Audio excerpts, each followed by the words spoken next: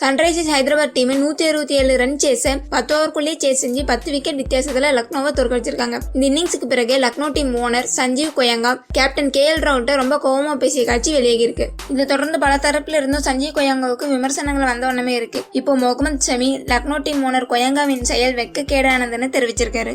ஷமி இது தொடர்பா பேசிய போது, கோடிக்கணக்கான மக்கள் தொலைக்காட்சியிலையும் நேர்லயும் பார்த்துட்டு இருக்காங்க. உங்களோட நடத்த முன்னுதாரணமா இருக்கணுமே தவிர இப்படி இருக்கக்கூடாது. கேமரா முன்னாடி இப்படிப்பட்ட ஒரு சம்பவம் நடக்கிறப்போ ஸ்கிரீன்ல உங்களோட ரியாக்ஷன் தெரியுதுன்னா அது வெட்கக்கேடு.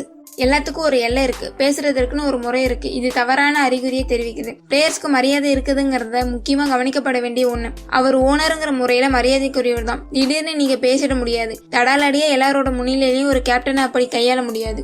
KL ராகுல் ஒரு கேப்டன், சாதாரண பிளேயர் இல்ல, உங்க டீமோட கேப்டன். டீமா விளையாட வேண்டிய கேம் இது. ஒரு நாள்ல என்ன வேணும்னாலும் நடக்கலாம். தோல்விகள் சகஜம். நல்ல நாளோ மோசமான நாளோ கடைசியில பிளேயர்ஸ்லாம் மதிக்கப்பட வேணும். இதை செய்யறதுக்குன்னு பல முறைகள் இருக்கு. ஓய்வறையிலோ விடுதியிலோ தனிப்பட்ட முறையிலோ இப்படி செஞ்சிருந்தா கூட பரவாயில்ல. கிரவுண்ட்ல கோடிக்கணக்கானவங்க முன்னிலையில அவர் தன்னை இப்படி வெளிப்படுத்திக் கொள்ள வேண்டிய தேவை என்ன இருக்கு? இப்படி நடந்துக்கிறதன் மூலம் நீங்க இன்னும் செங்கோட்டையில கொடியை ஏற்றிடல சஞ்சீவ் கோயங்கா. கேம்ல நிறைய டைம் கோபங்கள்லாம் வரும். பிளேயர்ஸ் ஒருத்தர் மீது ஒருத்தர் அதை வெளிப்படுத்திக் கொள்வாங்க. இது எந்த கேம்லயும் நடக்க கூடாது. ஆனா இது நடந்துகிட்டு தான் இருக்கு. ஒரு பிளேயரும் இன்னொரு பிளேயரும் பேசிக்கிறது வேற, ஆனா வெளியில இருந்து ஒரு பிளேயர் வந்து விவாதம் செய்யறது வேற. நாம் பாக்குறத வச்சு இப்படி நடந்திருக்கலாம்னு யூகிக்கிறோம். ஆனா கோயங்கா என்ன பேசினாருங்கிறது KL ராகுல் சொன்னாதான் தெரியும். எது எப்படி இருந்தாலும் இப்படிப்பட்ட நெகட்டிவ் தாட்க்கு கேம்ல இடம் இல்லைன்னு ஷமி கூறியிருக்காரு. மேலும் இது போன்ற உலகளவில் நடைபெறும் விளையாட்டு செய்திகளை பற்றி தெரிந்து கொள்ள ஸ்போர்ட்ஸ் லைஃப் சேனலை சப்போர்ட் பண்ணுங்க அண்ட் சப்ஸ்கிரைப் பண்ணுங்க.